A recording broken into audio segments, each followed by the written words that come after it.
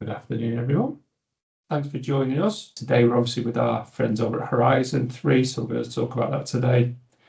So I'm Nick. I have my associate Jack along with us today. So I look after the cyber team over at Trust on the commercial side.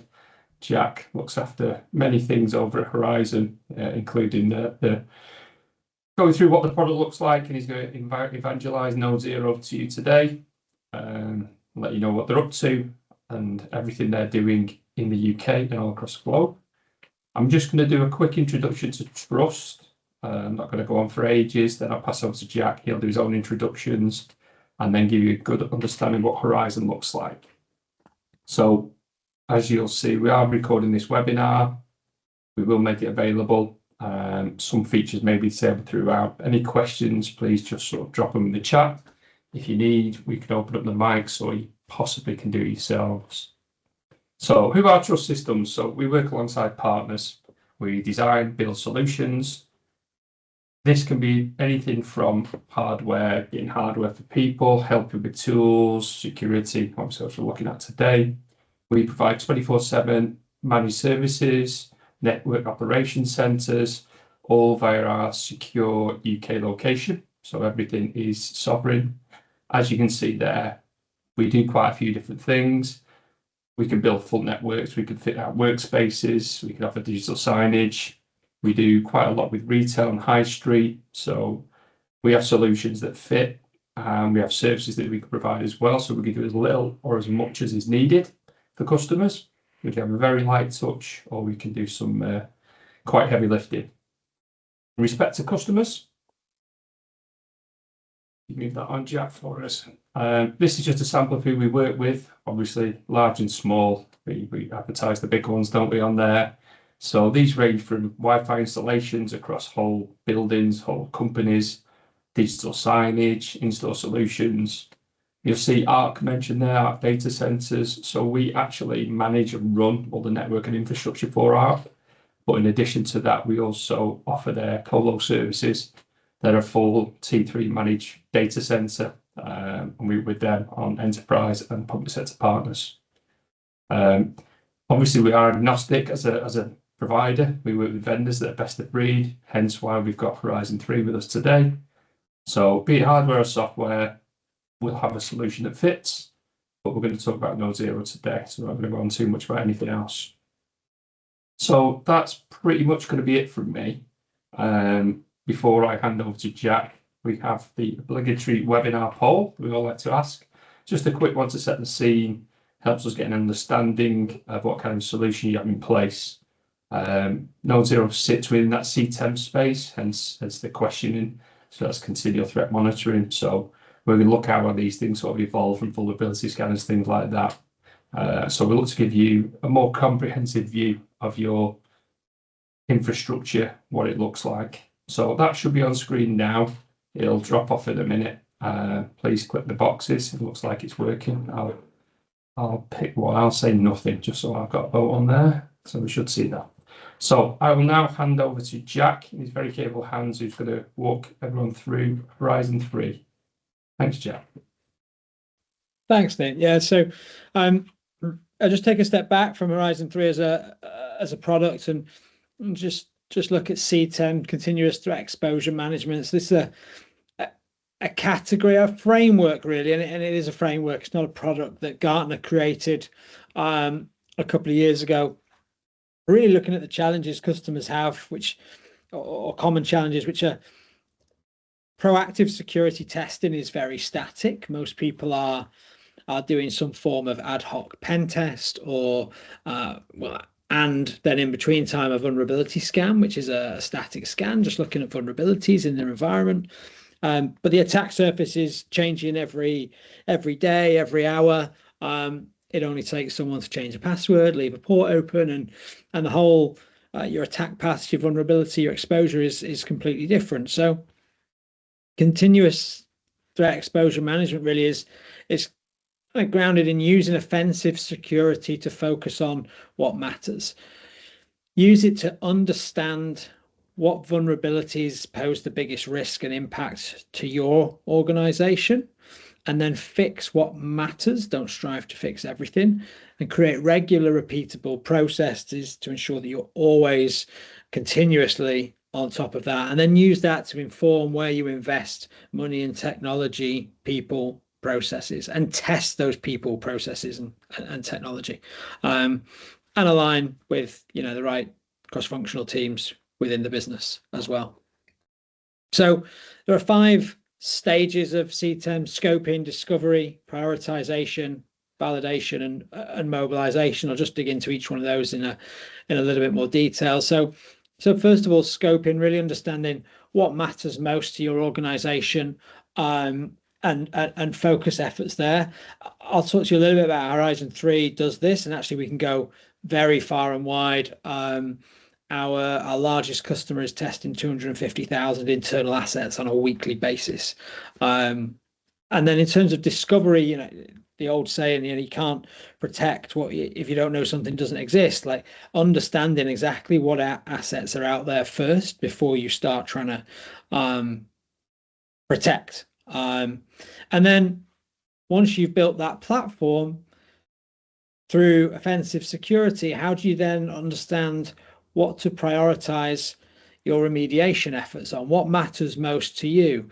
A weakness in your environment might be very different to a weakness in another customer's environment, and we use offensive security to highlight the severity of that based on what we can or can't do with that weakness in your environment, so that you've got data that's contextualized to you to help you remediate and fix. And then validation, post fix, how do you ensure that remediation has been successfully carried out?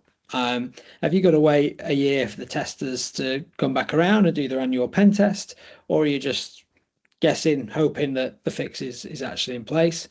And then mobilization, building the processes, engaging the cross-functional teams to ensure that this is regular and repeatable. So I'll take you through a short demo of what we do. I'm just going to stop sharing and switch screens. Okay, here we go. So we'll just start with running a pen test. So we run a whole host of different types of pen tests.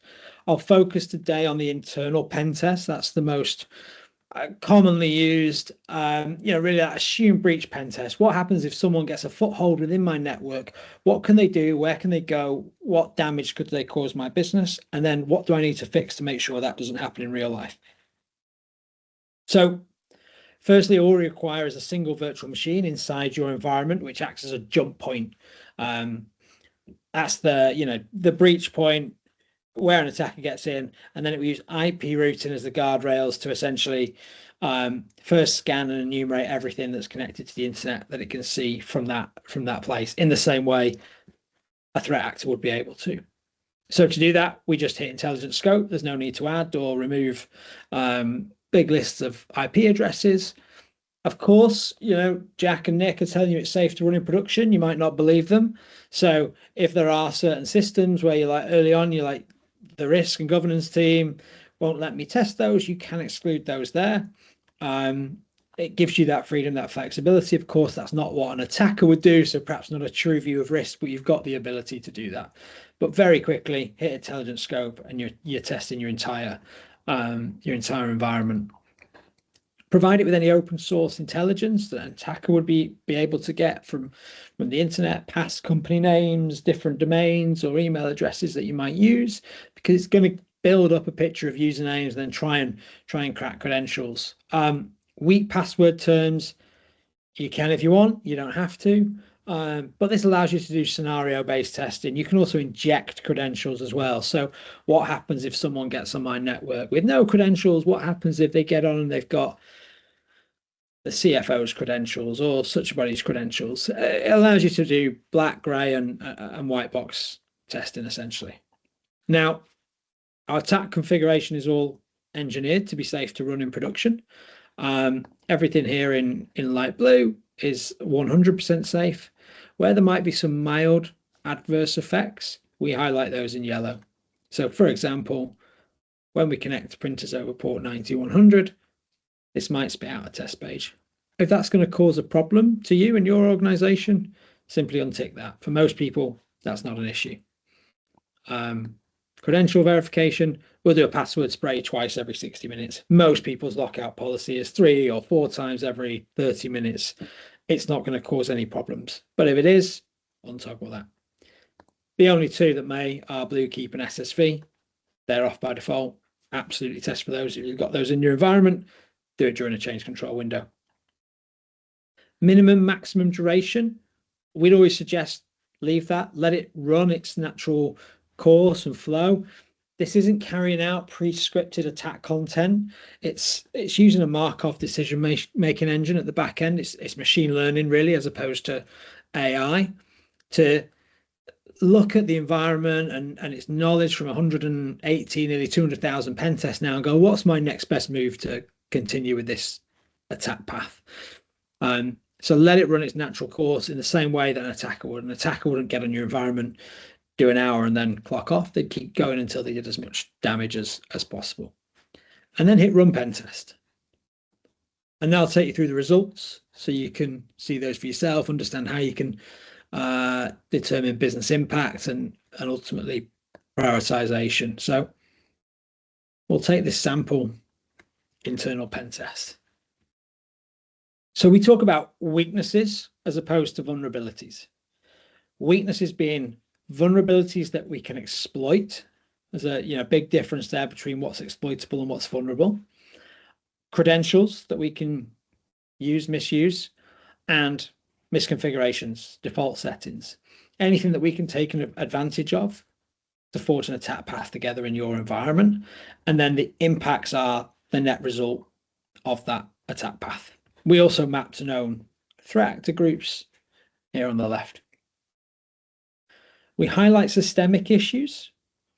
So more often than not, we often see EDR, inadequate EDR controls or missing MFA, a couple of quick wins that'll fix a very large percentage of issues in your environment. We're not saying there's a problem with EDR technology, but so often it's not installed on all devices or it's not configured correctly. If we can do SAM dumping and lift NTLM hashes, that's a really common technique. Customers just haven't configured that EDR tool correctly. I'll take you through an actual attack path live so you can see it. We'll jump into this one here. So there's nothing hypothetical or, there's no false positives here. Everything we show you, we've been able to do and achieve within your environment. And we provide all of the proofs here. And this is the attack path itself. This is actually a fairly straightforward attack path. You can see, so node 0, from hit and go, we've identified a couple of hosts and services. And then we've exploited an insecure Java JMX weakness, and we've been able to drop a remote access tool on that device. We've bypassed the EDR and been able to do that, carried out a SAM dump and lifted hashes. And then we've got shared local and domain credentials, which allows us to, we're now in a position of domain, user, and domain compromise. So pretty serious stuff. So what are the weaknesses you need to remediate in your environment to make sure this doesn't happen in real life? They're just here. You can also drill into them at the top here across the pen test, but specific to this attack path, they're here. Drill into each one. We provide you with detailed fix actions, which you can hook into your service desk tool and spit that out and pass that onto infrastructure. And then you'll see here a base score and then a score top left. So the base score is really a CVSS score. So this one's already a fairly high severity exploitable vulnerability. And for this customer, we've used it in 117 different attack paths, leading to serious impacts like domain compromise and ransomware exposure. So we've uprated that to a 10. If we find that in another environment where we can't do anything with it, it's in a ring fence, firewalled off environment that nobody can get out of or into, we may downrate that to a 4.2, for example, because that customer doesn't need to focus remediation efforts as much as this customer does, because it's all about giving you the context to see the wood through the trees, and focus on fixing what really matters instead of drowning in a big list of vulnerabilities. And then I'll just take you through our rapid response feature as well. So this is where our research and labs team are monitoring 0 and N days and plugging those into the system, giving customers the ability to rapidly test for any new exploitable vulnerabilities. We'll take Citrix NetScaler from last month or the month before now, because we're in October. We actually disclosed that 0 day to the vendor. Vendor advisory released on the 26th of the 8th, a few weeks after we disclosed, and instantly we've added the ability to test for that in our environment. So while everyone else is running around wondering, are we exposed to this? Is it in our environment for one? And what could an attacker potentially do with it? Our customers can run a one-click test to show, yes, no, it is in your environment. And these are the attack paths we were able to forge that use that exploitable vulnerability. They can very quickly remediate that risk. And then a couple of other features just quickly. So if for your organization, there's a delay between finding issues and getting a fix in place, perhaps there's a lengthy process, perhaps you've got to pass it to an infrastructure team, we'll drop tripwires on those attack paths. So fake files, fake DNS records, things that attackers are likely to interact with so that you get an early warning detection system if someone is on that attack path in real life. It's essentially deception tech.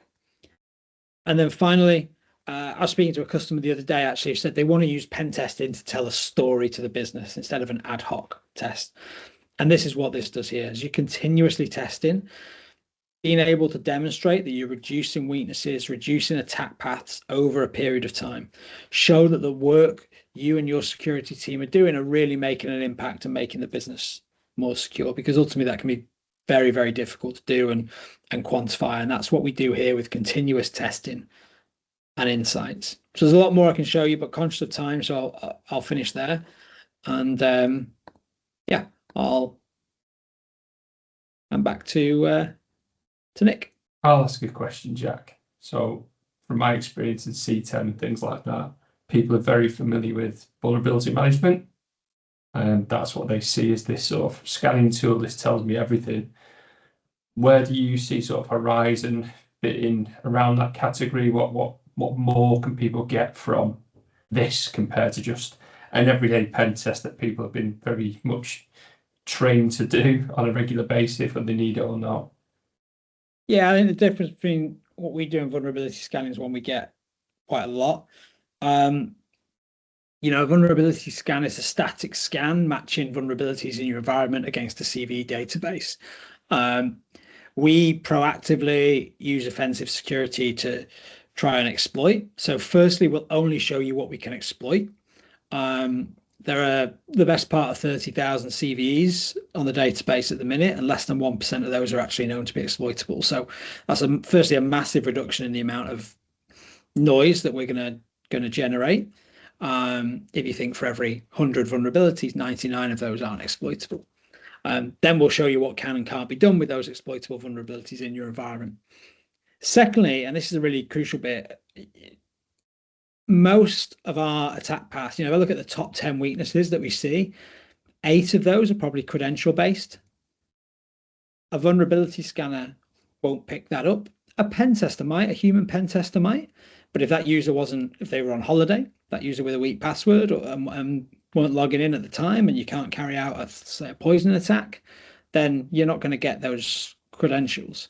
So it's giving you a continuous view of where credentials could be used to really impact your business. Yeah, no, that's great. We have had some questions that are coming in thick and fast now. We've got one. Someone's typing. Could you foresee autonomous testing replacing manual pen tests? Yeah, I think so. I mean, there are certain compliance frameworks that stipulate that you have to have tests carried out by humans with certain certifications. Compliance frameworks generally written several years ago, they're not at the forefront of technology. So I think it'll be a while before they go away. But for customers that don't have to adhere to those, there's there's a whole host of those different compliance frameworks. We regularly see customers swapping out manual testing for this. Yeah. It's a bit of a mix, but sometimes they're like, hey, I still want to keep a human, or I've got to for reasons X, Y, and Z, but I want to use this continuously in the meantime. Good stuff. So we've got another question, and it's a taxi one now. So you ready for this, Jack? So, customer, in our business, we don't actually use domain controllers. Most of our software is cloud-based. Our infrastructure across 4 sites is mainly switches, PCs, printers, hubs, etc. No servers as such because we use managed services. Is Horizon able to find significant potential issues in this kind of environment? Yes, yeah, absolutely, Simon. That just one example. Attack path. We test anything with an IP address, essentially, whether that's on-prem, in the cloud. Yeah, there's a whole host of different attack content we use based on what we're testing. Yeah, Simon said thanks for that. So yeah, I mean, I think unless there's any more questions, we'll start to wrap up. One thing I just sort of wanted to add, obviously we're vendor agnostic, but we chose to work with Horizon 3 based on the capabilities of the product. So I think one thing that took me was the user interface. I guess people with pen tests are used to reports that come in. You get a big list of things to do. You have to book time off to deal with them. So having this sort of visibility constantly was a great thing to us, especially given that you can see those insights. You can see things improving, because really anyone sort of IT managed security managers, yes, there are compliance things, there are things you have to do to tick boxes, but ultimately it is protecting your environment. It's doing the best for your business, for your company. So having the capability to do as much as you can for as little effort, let's all agree. People don't want to do too much if they can get things to do it. So as Jack showed, you've got the capabilities there. He just touched the service there. We just looked at internal, but you've got external. Password audit checks is a great one. We've seen that recently from a customer that they looked across 2 or 3 site accounts and saw quite a few that were using maybe passwords they shouldn't be or not strong enough, but they were able to rerun it. Once they'd asked people to change it, they could see that change in the environment. That's not something you typically see with standard scanning tools or sort of reports of things. So it's, for us, it's a great capability, great tool, and a great service that the guys are doing. Oh no, hang on, we've got another question. It's a quick typer. Do we install agents on multiple machines, or can it all be done from a single VM within the network? Great question. The latter, Simon. Yeah, just a single VM used as a jump point in your environment. And once that's in and done, you can run tests as often as you want. Yeah, I think that's the thing, because I think you illustrate a template there. So it's not a case that people have to create a whole pen test every time they do it. They can run these daily, weekly, monthly, yearly, but it is off a template.